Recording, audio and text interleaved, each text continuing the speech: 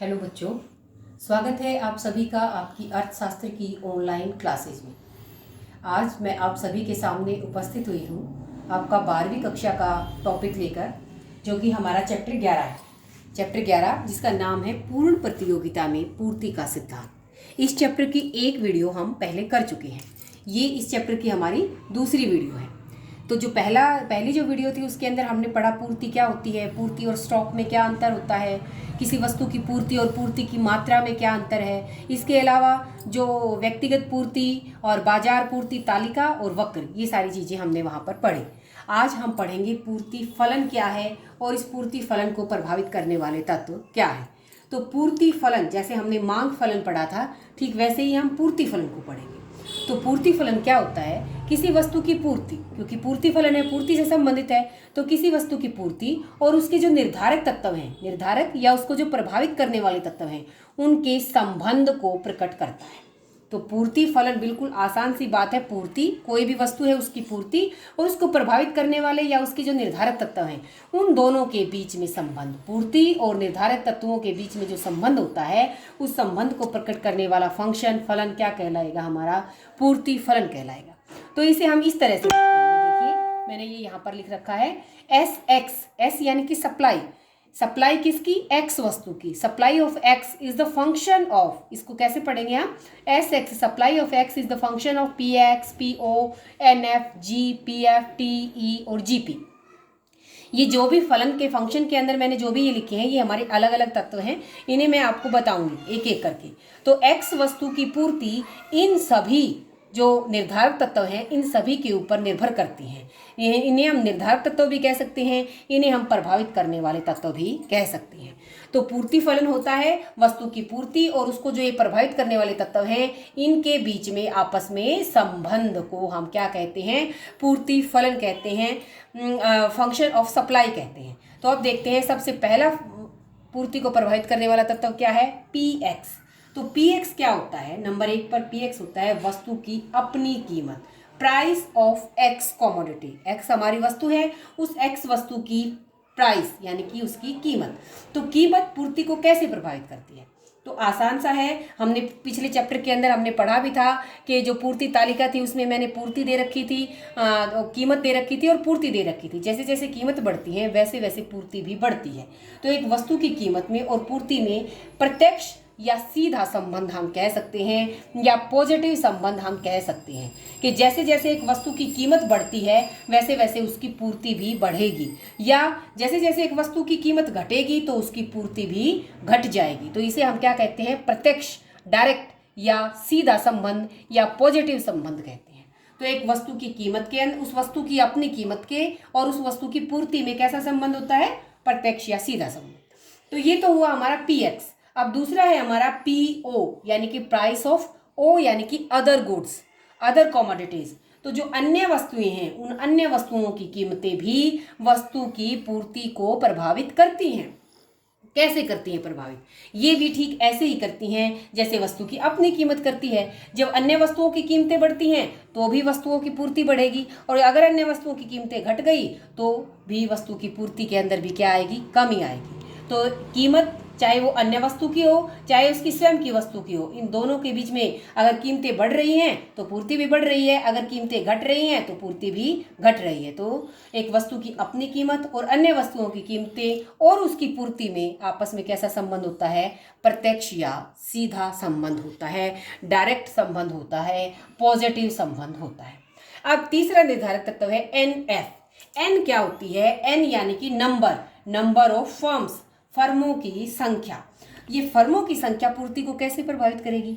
अब आसान सी बात है कि जैसे जैसे मान लिया एक वस्तु को उत्पादित करने वाली एक फर्म है, उसकी 2 फर्म हो गई, 3 फर्म हो गई, 4 फर्म हो गई, तो जितनी फर्मों की संख्या बढ़ेगी उतनी ही पूर्ति भी बढ़ जाएगी। फर्मों की संख्या जितनी कम होगी तो पूर्ति भी कम हो जाएगी। तो एक वस्तु एन फर्मों की, n of number of firms का सप्लाई ऑफ एक्स से कैसा संबंध होएगा? सीधा संबंध, डायरेक्ट संबंध होएगा। फर्मों की संख्या बढ़ने से पूर्ति बढ़ेगी, फर्मों की संख्या के कम होने से पूर्ति कम होगी। 3 तत्व हमने पढ़ लिए। चौथा है जी। जी का अर्थ होता है गोल, फर्म का उद्देश्य क्या है, फर्म का गोल क्या है।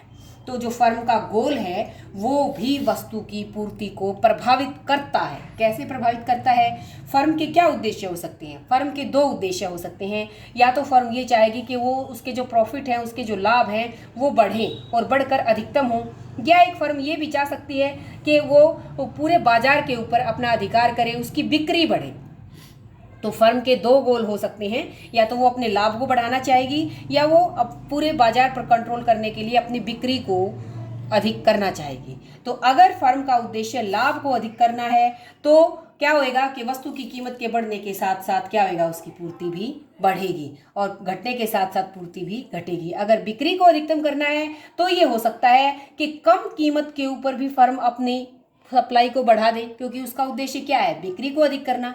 जब लाभ अधिकतम फर्म का उद्देश्य होगा तो पूर्ति तभी बढ़ेगी जब कीमतें बढ़ेंगी। कीमत बढ़ने के साथ साथ ही पूर्ति बढ़ेगी। कब? जब फर्म का उद्देश्य क्या हो, लाभ को बढ़ाना। अगर लाभ को बढ़ाना फर्म का उद्देश्य है और कीमतें कम हो गई हैं तो फर्म अपनी सप्लाई को नहीं बढ़ाएगी, क्योंकि कीमतें कम हो गई हैं, फर्म को अब लाभ अधिक नहीं होंगे तो वो सप्लाई को बढ़ाएगी नहीं। लेकिन अगर फर्म का उद्देश्य क्या है, बिक्री को अधिक करना है, लाभ को अधिक करना नहीं, बिक्री को अधिक करना है, तो फर्म कम कीमत के ऊपर भी अपनी सप्लाई को बढ़ा सकती है। तो जब फर्म का उद्देश्य बिक्री को अधिक करना हो तो कम कीमत पर भी वो अपनी सप्लाई को बढ़ा सकती है, और जब फर्म का उद्देश्य लाभ को अधिकतम करना हो तो कीमतों के बढ़ने पर ही वो अपनी सप्लाई को बढ़ाएगी। तो मेरे ख्याल से ये समझ में आ गया होगा पॉइंट आपको, फर्म का उद्देश्य क्या है, गोल क्या है।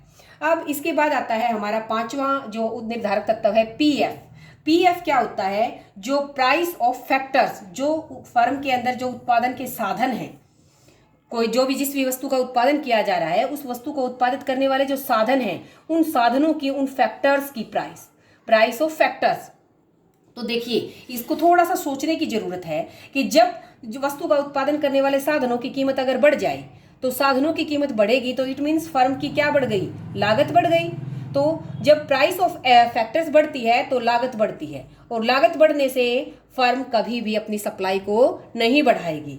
जब लागत कम होएगी, जो फर्म उत्पादन के साधन हैं उन साधनों की कीमत घटेगी, घटने से क्या होएगी, लागत भी घट जाएगी, लागत घटने से फिर सप्लाई भी बढ़ेगी।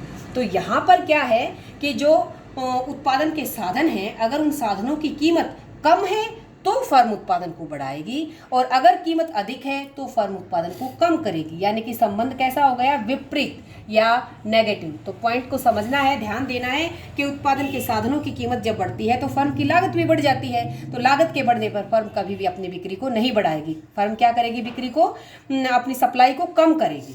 और कीमतों के जब अगर जो फैक्टर हैं उनकी कीमतें घट गई तो इट मीन्स उसकी लागत भी घट गई, तब फर्म अपनी सप्लाई को बढ़ाएगी। तो जो उत्पादन के साधन हैं उन साधनों की कीमत में और सप्लाई में आपस में कैसा संबंध होता है, नेगेटिव होता है, विपरीत संबंध होता है। इसके बाद हमारा छठा आता है पॉइंट, जो मैंने टी लिखा है आपको, टी यानी कि टेक्निक। तो टेक्निक में अगर चेंज आता है, टेक्निक में परिवर्तन आता है तो भी उसका इफेक्ट सप्लाई के ऊपर पड़ता है। अब टेक्निक में परिवर्तन दो तरह का होएगा, या तो टेक्निक अच्छी आएगी, उसके अंदर सुधार आएगा, या टेक्निक में कमी आएगी। तो टेक्निक में जब सुधार आता है, मान लिया पहले की बजाय कोई अच्छी टेक्नोलॉजी आ जाए और भी बढ़िया किस्म की मशीनें आ जाए, मशीनगिरी आ जाए, तो पूर्ति भी बढ़ेगी। और अगर टेक्निक में कमी आ गई तो पूर्ति कम होगी। तो सीधी सी बात है, टेक्निक अगर अच्छी आती है, सुधार होता है तो पूर्ति में वृद्धि होएगी। टेक्निक में अगर कोई कमी आती है तो पूर्ति में भी कमी आएगी। आसान पॉइंट था हमारा। अब सातवां पॉइंट है जो कि मैंने यहाँ पर ई लिखा है, ई यानी कि किसके लिए, एक्सेप्टेशंस के लिए हमारा ये शब्द हमने यूज किया है, भविष्य में संभावित कीमतें। भविष्य में जो कीमतें हैं उनकी क्या संभावना है, एक्सेप्टेशंस क्या हैं, कीमतें बढ़ने की हो सकती है या घटने की। तो संभावनाएं दो ही होंगी, या तो कीमतें बढ़ें या कीमतें घटें। अगर संभावना कीमतों के बढ़ने की है कि भाई भविष्य में आगे कीमतें बढ़ेंगी, तो उस समय वर्तमान में पूर्ति में कमी आएगी। जब कीमतें बढ़ेंगी तभी फर्म अपनी पूर्ति को बढ़ाएगी, क्योंकि भविष्य में ये है कि भाई थोड़े समय के बाद कीमतें बढ़ेंगी, तो उस समय फर्म अपनी कीमत पूर्ति में कमी कर देगी, और जब कीमतें बढ़ेंगी तब आगे वो अपनी पूर्ति को बढ़ाएगी। तो संभावना अगर कीमत बढ़ने की है तो पूर्ति में क्या आई, कमी आई। और संभावना ये है कि आगे चलकर कीमतें घटेंगी, तो फर्म वर्तमान में ही जो उसकी पूर्ति है, जो उसकी मात्रा है, उसको निकालने की कोशिश करेगी, इसलिए पूर्ति में क्या हो जाएगी, वृद्धि हो जाएगी। तो एक्सेप्टेशंस कैसे प्रभावित करती हैं, कीमतों में परिवर्तन की जो संभावना है वो कैसे प्रभावित करती है। अगर संभावना कीमतों के बढ़ने की है तो पूर्ति में कमी आएगी, अगर संभावना कीमतों के घटने की है तो पूर्ति में वृद्धि होगी। पॉइंट आपकी समझ में आया होगा।